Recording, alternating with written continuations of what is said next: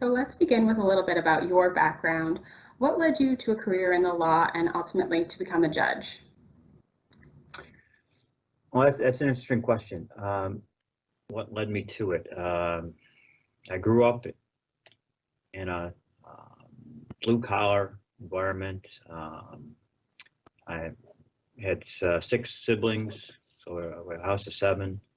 My dad was a maintenance foreman at an auto manufacturing company, and I went to a small Catholic high school. They were able to put us through that, but college was our own responsibility, and anything beyond them we had to. They didn't have the ability to assist us with finances to support the college education, but they always impressed upon us the need to do so. And so law really was never really in the back of my mind, coming out of high school or going into college early. So I went from a number of different majors, potential majors, different studies, which you try to do. A 17-year-old, 18-year-old trying to find out what they want to do the rest of their life is somewhat difficult. I ended up in my junior year taking a constitutional law course and found it very interesting. And from then on, I entered and got a political science degree, went to law school, and had the interest in law from that perspective. And that constitutional law professor is a public defender in Wyoming County. And so I still have some interactions with him on a fairly regular basis. So we comment about how he was my instructor, and it still has the ability to change my grade if necessary. So, but I think that's how I got involved in the law. That's great. And then how did you decide to become a judge as well? Well, I was in private practice for over 30 years. I was a solo practitioner. I specialized in real estate law, criminal law, did some estate work, and the opportunity to become a judge in my town, a town of Lancaster, came up. I was a town councilman for a number of years and sat on the town board. The position opened up as for a town judge. I ran for that election and was successful, and ran I had a couple terms there, and ultimately an opportunity arose in the Supreme Court, and was unsuccessful in my first run, but then ran a second time and was successful in 2013. That's great. It's also so interesting to know that you're the first Native American person to be elected to a state judicial position, and that it happened in 2013, that it took so long. It from the time that New York State became a state, I think in the 1770s, to now, it's hard to believe that there was never a Native American who was elected to a state level position. Right now, I think there's 325 to 350 state Supreme Court judges, or sitting in trial part or on the Appellate Division or the Court of Appeals, and I'm the only one who's a Native American. Wow. It's very clear that your heritage as a Mohawk person is very important to you, and in fact, you participated in the Society's 2018 program, Tribal Courts in New York. How does your culture play a role in how you decide your cases as a judge? Well, the culture comes into play probably in my integrated domestic violence cases, where I'm dealing with families that obviously have been in some turmoil. There's children involved. There's allegations of physical activity, criminal activity. It could be some sort of physical abuse, domestic violence. It could be just defined more so, not just physical abuse, but it could be some emotional, psychological, financial abuse upon certain parties. And if there's children involved, like there generally is, they're the victims. And it's hard sometimes for people, for parents, to see how their children have been so adversely affected by being exposed to domestic violence. Studies have shown that even as young as those infants in a crib can be affected by domestic violence, whether it's just the arguing or the stress that the parents feel. The children feel that as well. And I try to impress upon the parents that in all likelihood it's not intentional that you want your children to be affected by this, but it's an effect of your activity. And I try and institute the seventh generation principle in my decisions with respect to my domestic violence cases. And for those who are not knowing, the seventh generation principle taught by Native Americans asserts that in every decision, whether it's a personal, governmental, or corporate decision, we must consider how it will affect our descendants 7 generations into the future. And to live by this principle, one would have to ask prior to any undertaking or decision how it's going to affect the land, the water, the animals, birds, plants, and the future of our children 7 generations into the future. So it's difficult to obviously determine 7 generations into the future in respect to my courtroom decisions.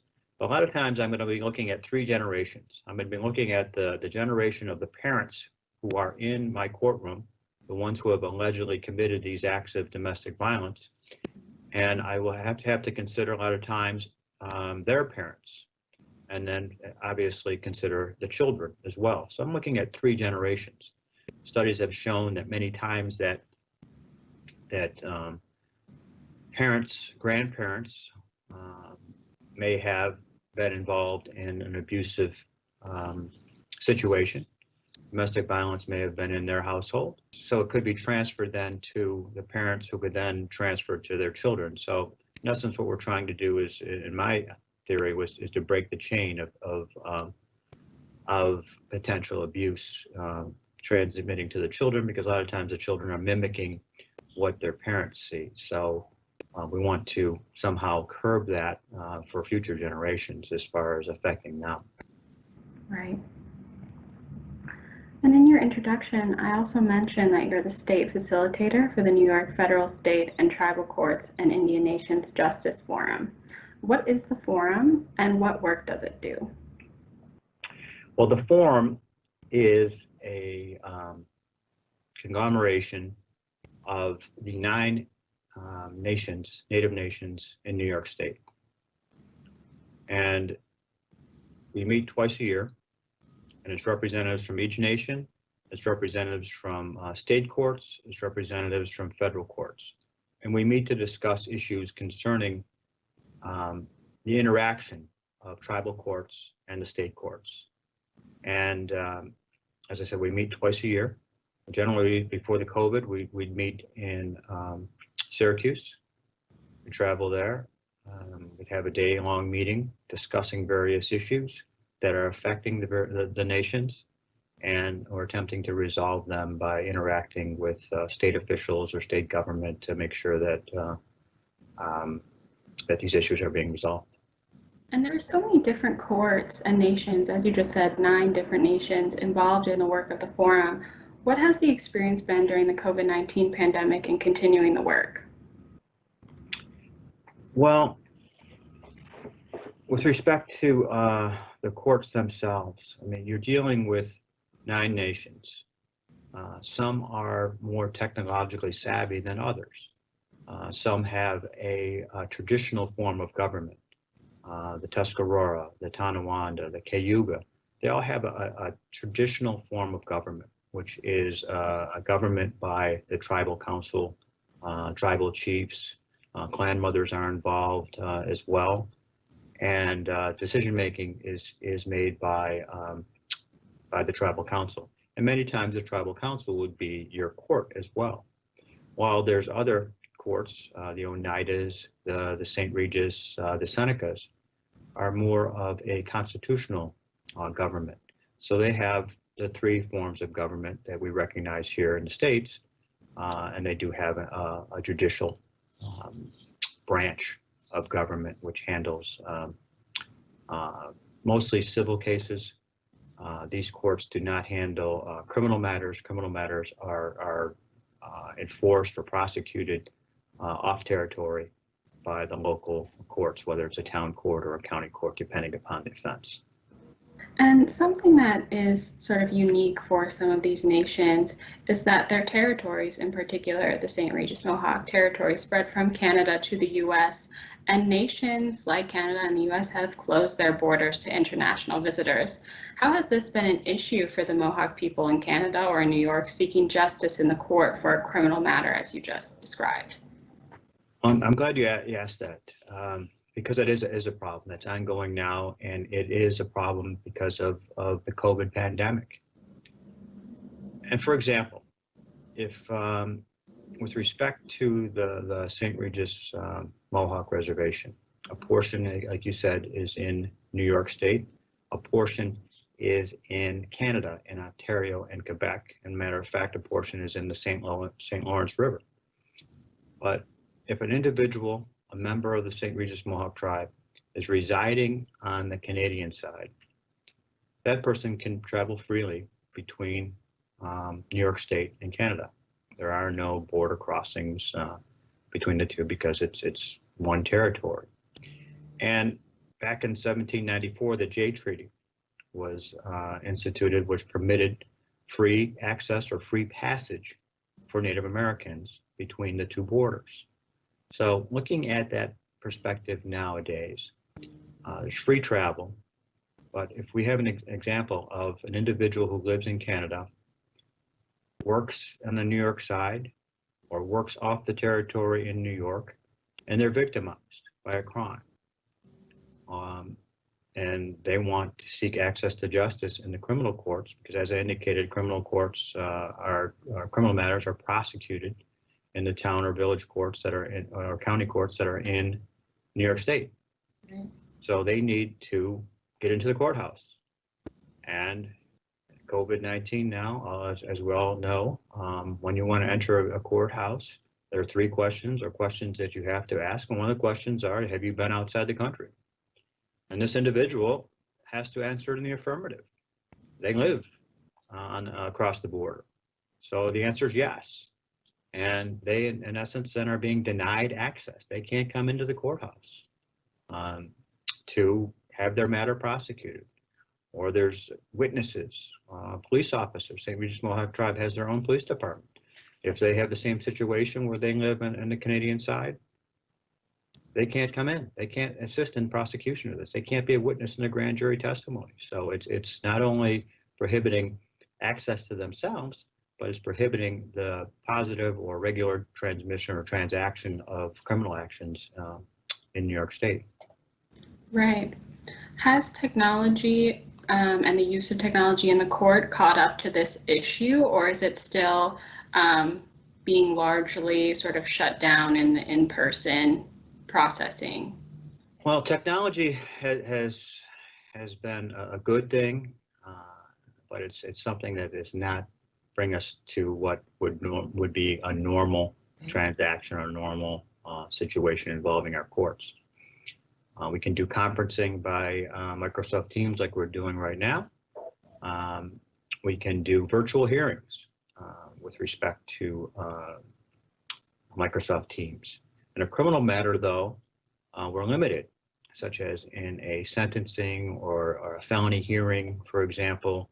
If a person's incarcerated, or even if they're not, they're entitled to be present in the courtroom during those proceedings, whether it's a criminal jury trial, a bench trial, a hearing, for example. They're entitled to be in the courtroom themselves. The statutes indicate that. So if they're in custody, or even if they're outside, not in custody, if they don't want to appear virtually, if they want to appear in court, the matter can't be scheduled because that person has to consent or waive their right of being in courtroom and appearing virtually. So it does limit that respect. Concerning also jury trials, we're experiencing right now, we only started, let's say it's the end of March now, and our most recent jury trials have started up again. And we've noticed that the respondents, the potential jurors, are not coming into court as they are requested to pursuant to their notices. Prior to the pandemic, approximately 20 to 30% did not appear when they were scheduled. Today, it's more than 50%. Right. So it is limiting the ability as far as being able to run jury trials again. The forum has also helped to establish healing to wellness courts with the St. Regis Mohawk Indian Nation. So how has healing to wellness courts incorporated traditional customs into justice? As you mentioned earlier, you can think with the seventh generation principle in mind and express that to your litigants, but this takes it beyond some cultural thinking and into actual cultural practices. Well, it's something that's unique to the St. Regis Mohawk tribe. And I'll give you an example. I think in your introduction, you indicated that I started a drug court in the town of Lancaster, where I live. I initiated that program. And the idea behind a drug court is to where an individual, a potential defendant, we refer to them as participants, not as defendants.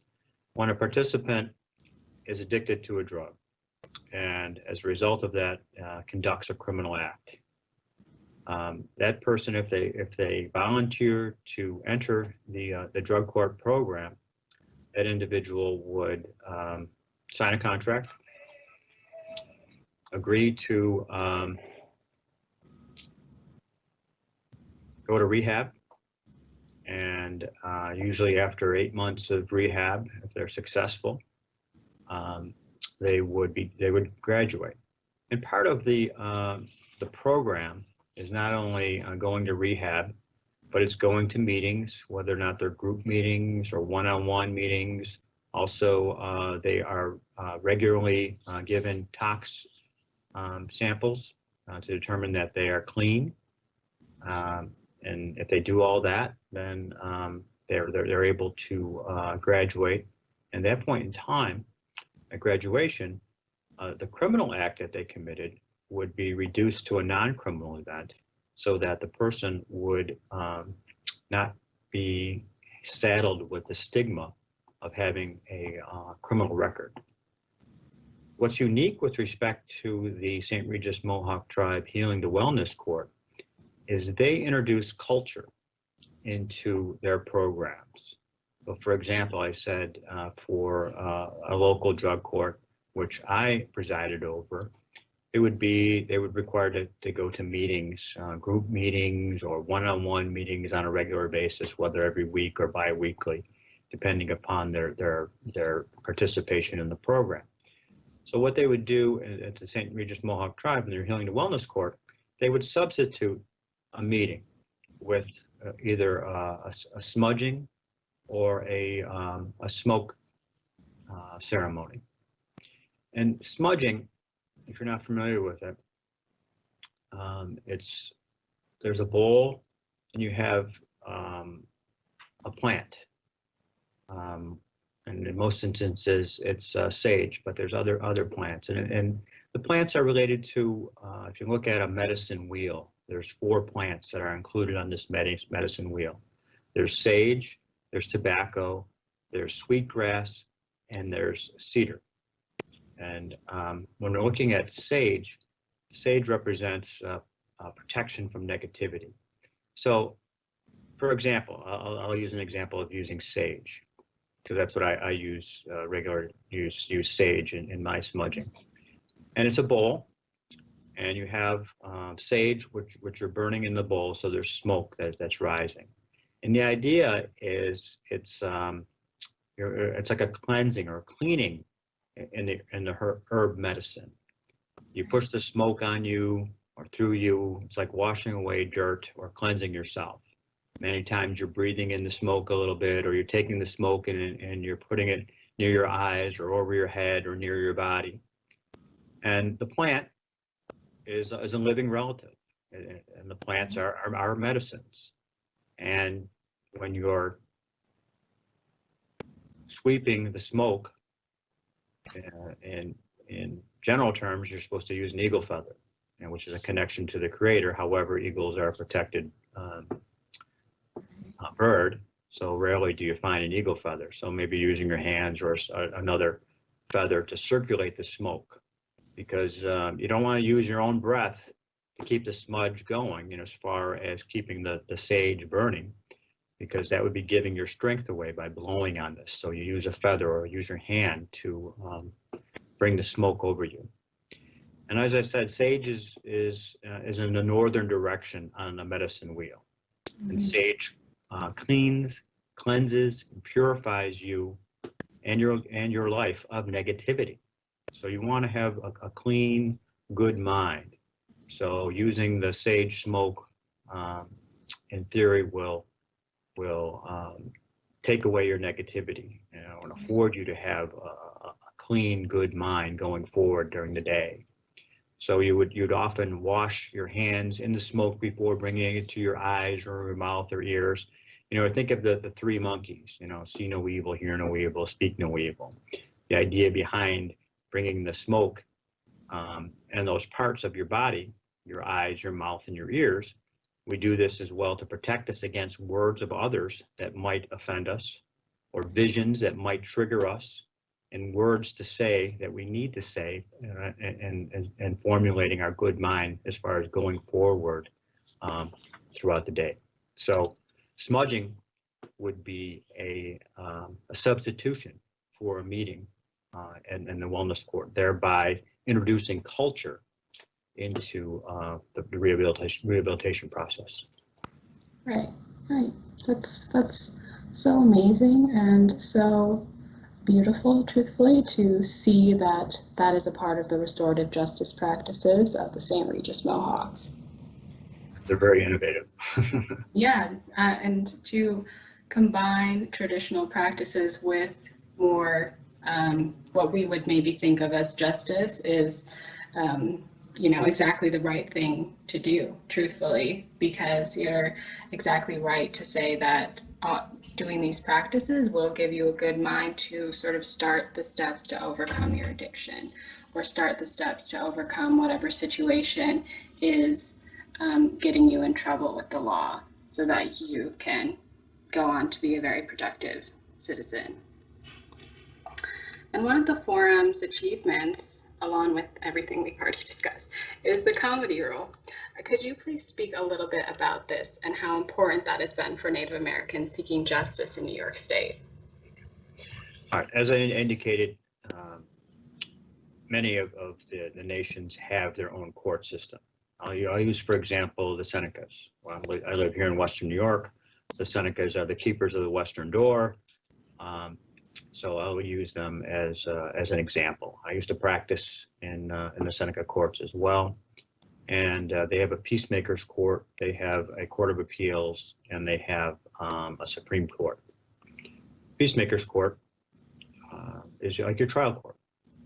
And as long as there's an issue that arises in the peacemaker court between two individuals, whether or not they're members of the Seneca Nation, or they're individuals non-native who do business on the territory, as long as there's jurisdiction over both parties, and there's what's called subject matter jurisdiction, the same thing that we have here in a state court. As long as you have that, you have due process where the individuals have been properly served, the individuals have had an opportunity to litigate all the issues and participate, and a judgment or an order is then rendered based upon that hearing or that trial. What in the past, before comedy rule, what would happen is, say for example, again, there was a civil action and it resulted in a money judgment. And the individual, the defendant, was a non-native living off the territory. Had an account in a bank, or was working and had a job. And the plaintiff or the petitioner attempted to take that order off territory and take it to the person's bank or take it to the person's employer and attempt to have their wages garnished, or attempt to garnish a bank account. In the past, before comedy, there would not be that judgment or that order would not be recognized. And what was required was then that the petitioner or the plaintiff would have to come to a state court and relitigate the whole issue again. Right. The idea behind comedy was we have a jurisdiction, we have due process at the peacemaker's court, and based upon that, we're not going to compel an individual who has an order from the tribal court or judgment from the tribal court. We're not going to require them to relitigate those issues. What is necessary is a mere filing of a petition here in Supreme Court, indicating that, attaching a copy of the judgment, indicating that there was jurisdiction. The defendant would have notice as well, but in theory, what's supposed to happen is that based upon the filing of those documents, is that the Supreme Court would then place an order, which can be filed here in the county, which then the person can now attempt to garnish wages or bank accounts, etc. So it avoids the necessity of having to relitigate again. And unfortunately, litigation takes time. You know, Right. it takes years sometimes, depending upon the circumstances of the case. And it's unfortunate, and it was unfair, and it was unreasonable, it was unwarranted. So the forum was very active in getting this legislation passed here in New York State. And now the forum is also very involved in ensuring that government officials understand what it is as well, because from what you've said earlier, it wasn't an overnight sort of situation where now everybody is aware that this is in place. It seems like a lot of education is also required. It is, and it's ongoing. And presently, I'm involved in a situation with a local bank wherein there's an estate proceeding. And the surrogate court in the Seneca Nation has issued letters of administration to an individual member of the nation to manage the estate. And I've learned that this one local bank will not honor those letters of administration. In theory, what any individual can do with letters of administration, take them into the bank, say, I want to withdraw this money, or I want to open up a separate estate account. I have the authority to do so. Here's my order from the circuit court, and the bank would freely go about in transacting that business. Right. Recently, we've learned that this local bank is not honoring those orders or those decrees from the circuit court. They want these individuals to utilize the comedy rule and take this matter and file a petition, come into court, attempt to get recognition by the Supreme Court, have another order filed, and proceed that way. That's the bank's business decision. So I've had discussions with their legal department concerning that I think this is the wrong method. Other banks are not requiring this. Right. And the discussion led to my inquiry with the bank is saying, okay, Seneca Nation, Allegheny County is very close to Pennsylvania, state of Ohio. Many times individuals who live in Pennsylvania have bank accounts here in New York State. Are you requiring an individual who comes in with a order from a surrogate court in Pennsylvania to also go to a Supreme Court here in New York State and create some sort of validation of that order from Pennsylvania? Are you doing that as well? And if you're not, then it's wrong, because now you're treating a tribal court as something less than the sovereign court that it actually is. And here we are in 2021, and this still continues. It's the the sovereignty of the nations is not recognized. And Right. that was a discussion that we had. And they're going back to their legal department and going to discuss it again.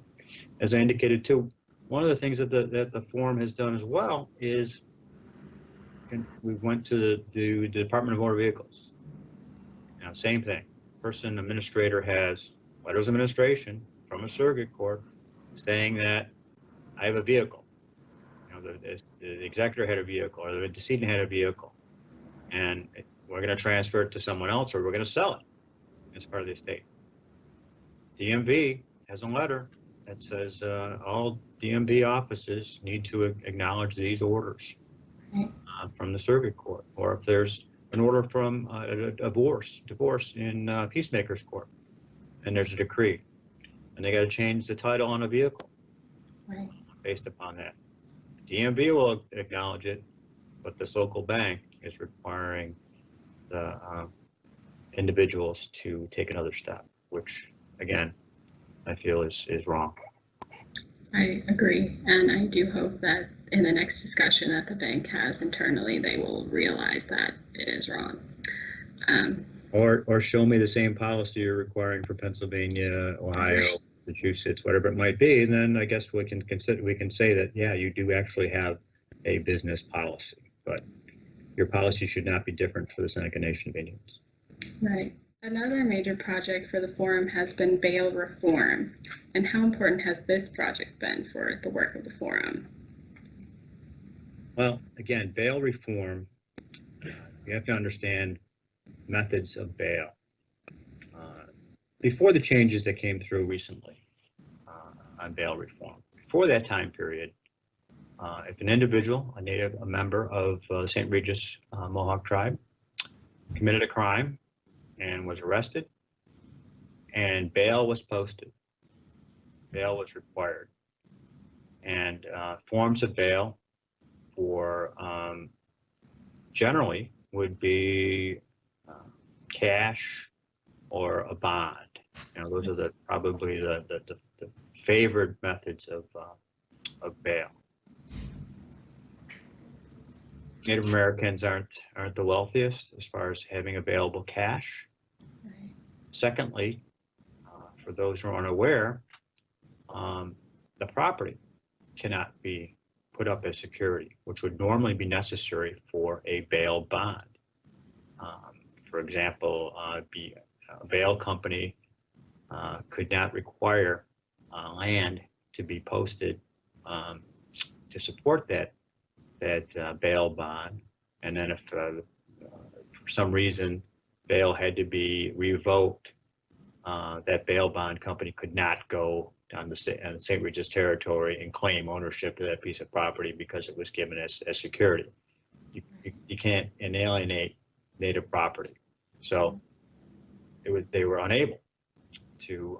The only method was cash, as indicated. A lot of times, cash isn't available so Native Americans, on a greater basis, were incarcerated pre-trial, pending their adjudication of their matters.